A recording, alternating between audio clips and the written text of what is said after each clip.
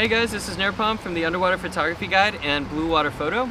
Today I'm here in Port Hardy, Canada. It's a beautiful place with some of the best cold water diving in the world.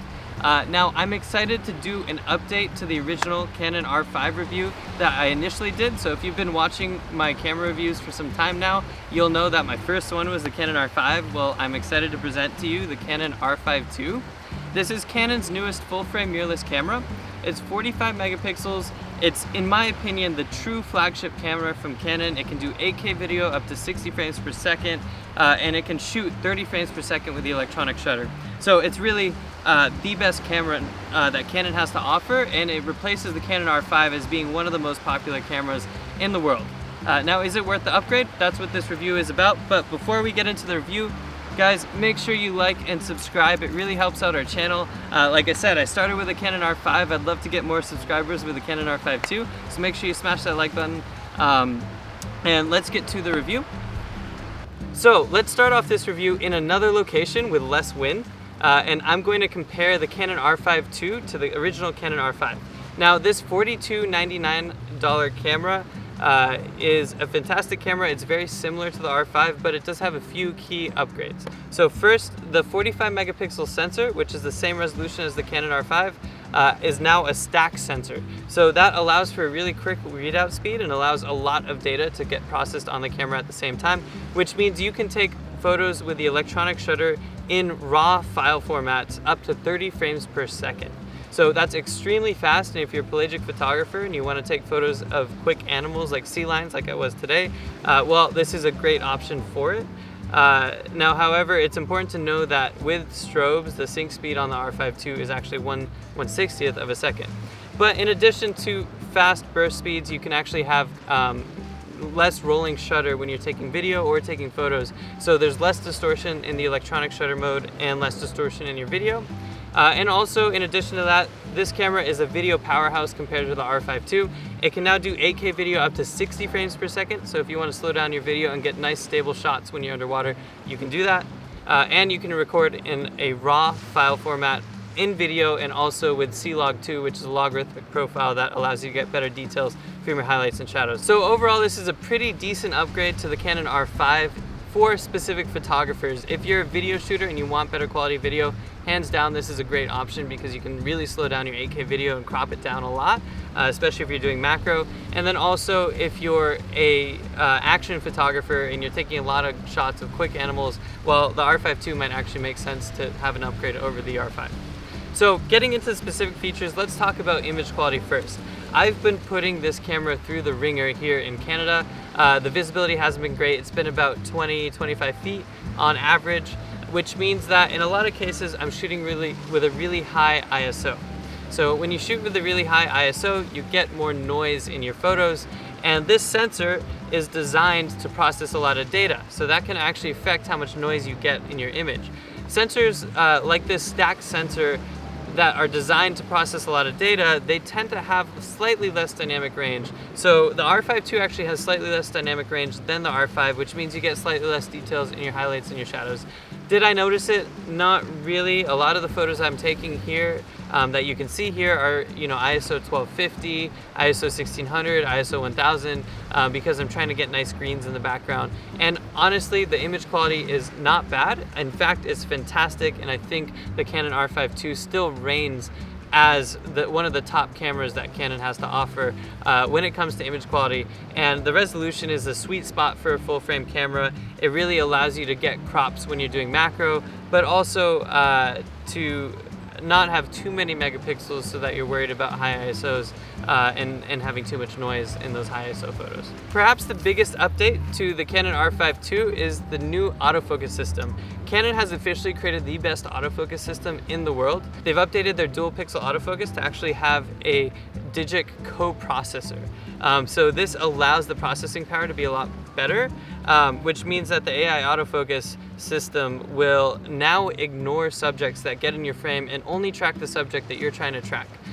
They've introduce new sports modes. So if you like shooting basketball or soccer or anything like that, it will actually ignore other subjects going through the frame and keep following your subject even if they turn around.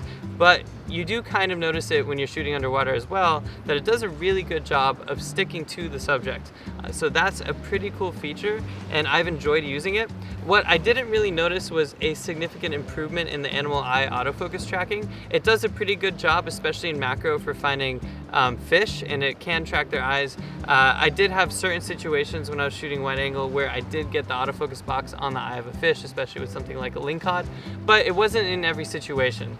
That said, the autofocus system is so quick and snappy and accurate that I didn't really look at the autofocus box at all when I was shooting. I shot in autofocus tracking mode, AI servo, and I went ahead and put the box right on the subject every time, and it would just follow the subject around, and I never really missed anything when it came to focus. Another significant improvement with the Canon R5 is battery life. So if you've been frustrated with your battery life on the original Canon R5, you'll be happy with the battery life on this camera.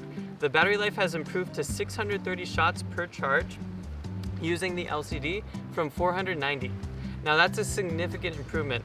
After 2 full dives, full 1-hour dives that I did today, and I shot probably a couple hundred shots, this camera is at 72% right now. So that's a fantastic battery life. You can probably get easily 6 dives out of this camera, a day and a half of shooting. Really just charge your battery at the end of every day, and you'll be good.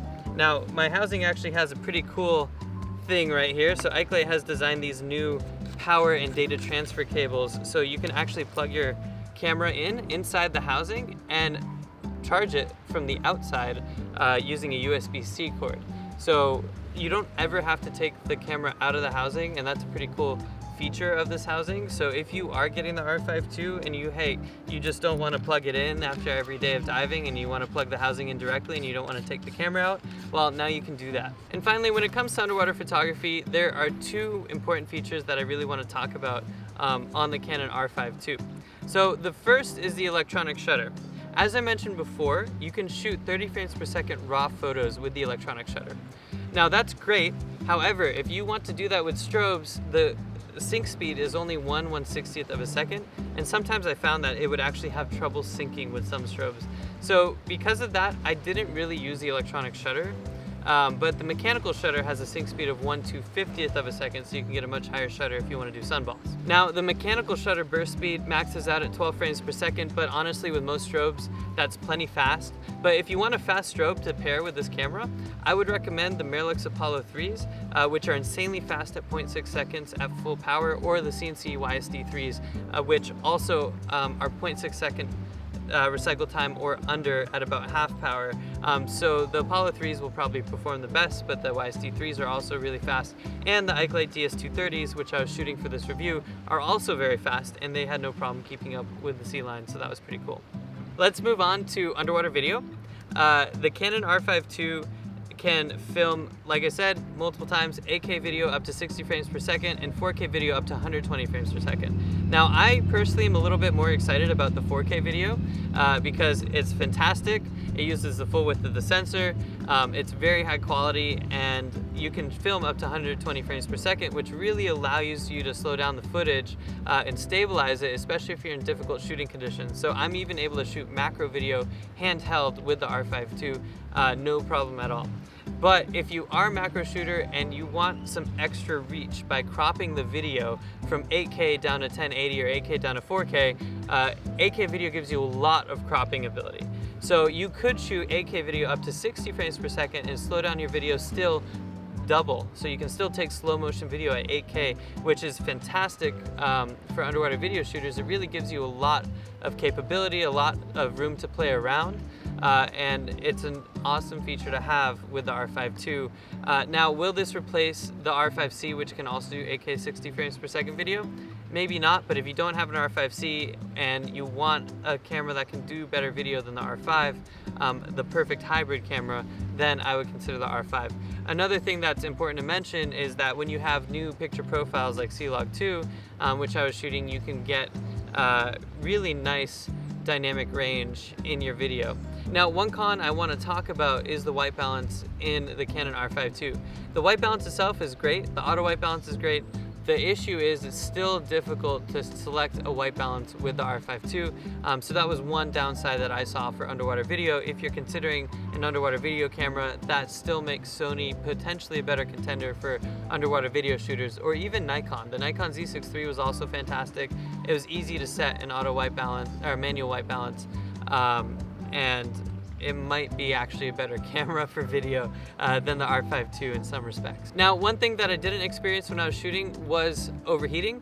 I shot a lot of video, but I didn't shoot as much as I was doing photography, so I wasn't really in a position where overheating would have been a concern. However, I do want to do a test to see if the R5 II is better than the R5, which I think that it is, when it comes to overheating. So stay tuned for that test, or make sure you reach out to us at sales@bluewaterphotostore.com. We're happy to give you our opinion once we find that out. So let's end this review of the R5 II talking about underwater housings and underwater lens options for this camera.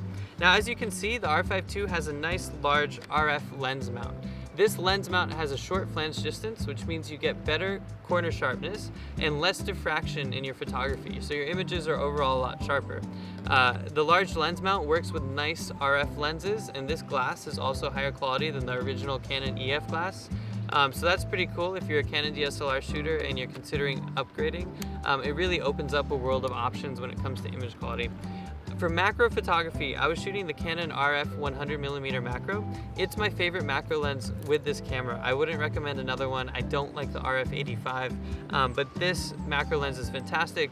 You can actually get 1.4 times macro, which is super macro, with this lens, so you get a little bit more reach than the original EF 100mm macro.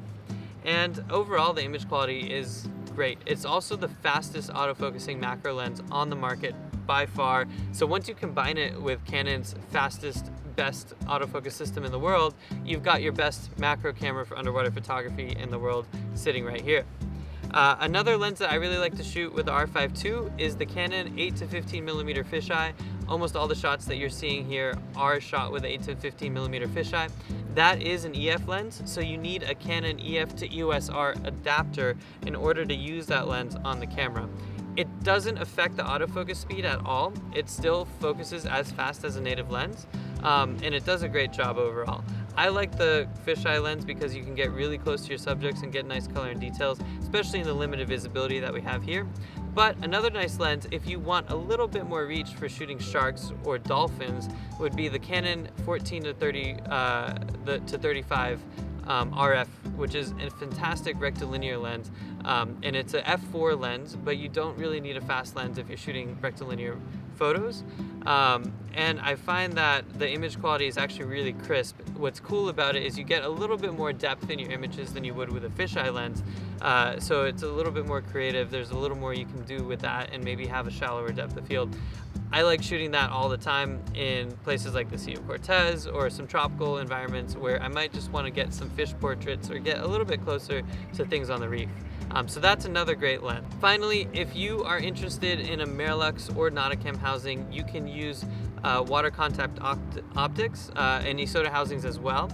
And that will allow you to use a kit lens on the R5 II with something like the WACP or FCP or WWL1. And if you don't know what that means, basically there are some wet lenses and also wide-angle port systems that will allow you to get better corner sharpness in your wide-angle photography. So if you're interested in that, make sure you reach out to us at sales@bluewaterphotostore.com, and we're happy to explain these options to you and get you set up with a full kit.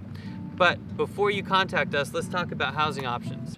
As you can see, I've been shooting the Ikelite underwater housing for the Canon R5 II, and it's been working great for me. So this is an excellent polycarbonate housing option that is $19.95 as a retail price, so it's super affordable and a great way to get started with the R5 II. It has all the controls that you need. The only thing it doesn't have is a joystick control, so you just get used to using the dials to operate your camera, but that's really all you need. They have these new updated dials that are really easy to hold with cold water gloves, a back button autofocus lever that's easy to use with a trigger as well. And I was using the TTL converter with my Ikelite strobes in order to get accurate exposures every time when I was taking photos. So there's lots of great features that you have with this housing option, and I highly recommend it. But if you are looking for something like an anodized aluminum housing, Merlux just came out with their R5 II housing for $39.98, and Nauticam also has an anodized aluminum housing for $5,008. Now I'm also expecting Aquatica and Isotta to release housing options for the Canon R5 II fairly soon here, but they're not out yet. So if you want to keep up to date with those housing options, make sure you reach out to us at sales@bluewaterphotostore.com, or we can also get you set up with a full system. So if you have any questions at all, again, sales@bluewaterphotostore.com, or you can call us at 310-633-5052, and our best sales agents in the world are happy to talk to you. Now, if you have any questions about the Canon R5 II, make sure you drop them in the comments below. I'm happy to answer them. And thank you guys so much for watching this review. That about sums it up. I think the Canon R5 II is an excellent upgrade from the original Canon R5. It's Canon's flagship camera. It should be the most popular camera this year and for many years to come. I enjoyed shooting it out here in Canada. You can see by my photos and videos that it didn't do a bad job. And anybody who has this camera is gonna be very happy with the results. So again, thank you guys for watching, and I'll see you out there diving.